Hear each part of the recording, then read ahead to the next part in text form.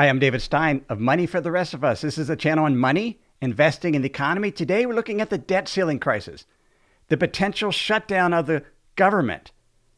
What in the world's going on? Stock markets have been volatile. Interest rates are going up. And Congress has yet to act to either raise the debt ceiling or to pass some type of continuing resolution to fund the government. The deadlines are coming up. Let's take a look at what in the world's going on. And should we be concerned? What we have here is two situations. The government shutdown situation is separate from the debt ceiling crisis situation. The government shutdown has to do with the authority to spend. The U.S. government's fiscal year ends at midnight, September 30th, 2021. Unless Congress passes some type of continuing resolution or budget, then the government will have to shut down. Workers won't get paid. National parks will be closed. Social Security payments might not be sent out. The last time the government was shut down was in 2019, and it was shut down for 35 days until finally there was an agreement. Now that's separate from the debt ceiling crisis, where the government shutdown has to do with the authority to spend. The debt ceiling crisis has to do with actually having money to spend. The debt ceiling is set at $28.5 trillion. It's the limit or cap on the amount of bonds that the U.S. government, the U.S. Treasury Department, can issue. And right now, they're at $28.5 trillion. So unless that ceiling is raised, the Treasury can't issue more bonds. And Janet Yellen suggests they'll run out of money by October 18th, 2021. So two deadlines, one September 30th, just a couple days, the other October 18th. Both need some type of legislation to pass. Now, typically, for the government shutdown or for a debt ceiling, it's a bipartisan agreement. But in the United States Senate, for a bipartisan agreement, you need a supermajority, 60 senators to agree to a final reading of the bill, and then there's a final vote. But unless you get 60 votes, you can't actually have a final vote on the resolution. Now, there is what's known as a budget resolution, and this is based on legislation that was passed way back in 1974, in which a simple majority can pass a bill on spending, on revenue, or even the debt ceiling. They can only do it 3 times a year. Democrats don't want to do that. They want this to be a bipartisan agreement, just like it was 3 times when the debt ceiling was raised under the Trump administration. In fact, the debt ceiling's been raised 78 times since 1962, and it's been a bipartisan agreement. But now the Republicans, they don't want to raise the debt ceiling. They say, hey, Democrats, you can do it on your own through this budget resolution process. So we got 2 stubborn sides and going head to head. And as time passes, the risk of default increases.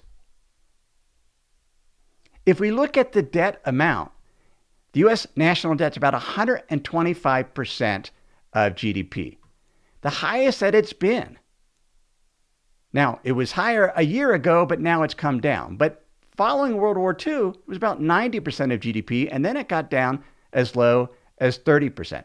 But the debt keeps getting bigger because every time the U.S. government runs a budget deficit, which means that it spends more than it takes in tax revenue, then it needs to go out and fund that gap by issuing more debt. And that's been going on for many, many years.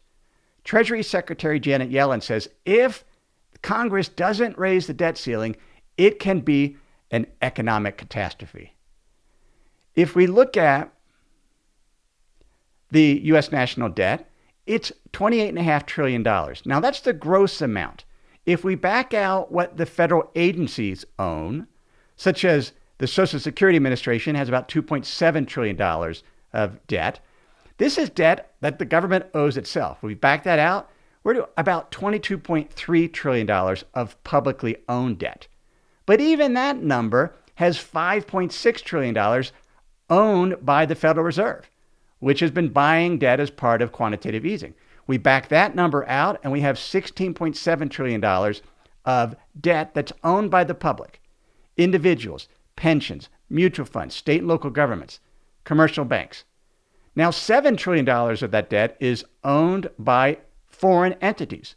Japan has $1.3 trillion of U.S. Treasury bonds, and China about $1.2 trillion. That's what's outstanding.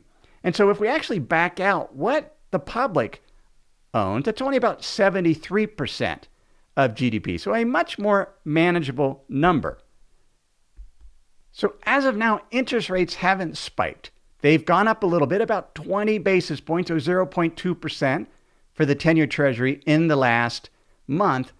But the bond market doesn't seem overly worried yet about this debt ceiling crisis or the potential government shutdown. So we're going to see what happens. Will this come down to the wire? Both the September 30th deadline and the October 18th deadline. We don't know. We'll see. But if we look at longer term, Japan has way more debt than the U.S. 1 quadrillion yen of debt, which is about $9.6 trillion, 250% of GDP. So we talk about long-term concerns with the debt. Nobody knows how much debt is too much. Japan's 10-year bond yield, its interest rate, is 0.08%. Almost zero. And yet they have so much debt. The U.S. has way less debt as a percent of its economy, although its overall absolute level is almost 3 times the amount that Japan has. Now, I showed you that the Federal Reserve has about $5.6 trillion in debt. And one of the things that central banks could do is just buy all the debt. They could monetize the debt. And that's sort of what the Federal Reserve has been doing for the past year. But there's a risk to that.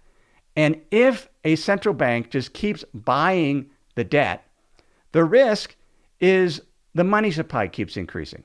There's more money out there because as individuals sell that debt to the central bank, then you see that the money supply increases. Look at that big spike in the money supply. It's gone from about $9 trillion of money supply in 2010. And by money supply, we're talking about savings accounts, cash outstanding, money market mutual funds. Now it's over $20 trillion.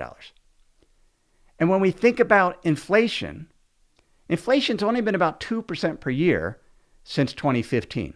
In the past year, it's up 5%. But what has really gone up because of the money supply is asset prices. We see that real estate prices have gone up, land has gone up, stocks have gone up. And so while inflation, which measures the cost of living, is up 5% in the past year, as the economy has reopened, over the past 5 to 6 years, it's only increased about 2% per year. But if central banks keep buying more and more of the debt because others don't want to own it, then that will increase the money supply even more. And that could lead to not only inflation, but continued rising asset prices. And then if entities really don't want to own the debt, if China wants to sell its national debt, or other institutions and individuals no longer trust the U.S. government or the central bank, then that could cause the dollar to fall or even to crash. That would even cause even higher inflation. Now, these are really remote scenarios, but if Congress doesn't pass a debt ceiling, those are some of the dire consequences that could eventually happen. Debt defaults by nations do happen. And so it's silly for Congress to be playing with fire like this. Pass a resolution, raise the debt ceiling. Someday there might be too much debt, but that seems to be a long way away. But if the U.S. is allowed to default, then that could get rid of trust. People could lose trust in the government and the central bank, and some of these more dire situations could happen eventually. So, hey, that's our look at the debt ceiling and the potential government shutdown. If you have any questions on it, please leave them in the comments. Give the video a thumbs up if you like it, and please subscribe to my channel. Thanks.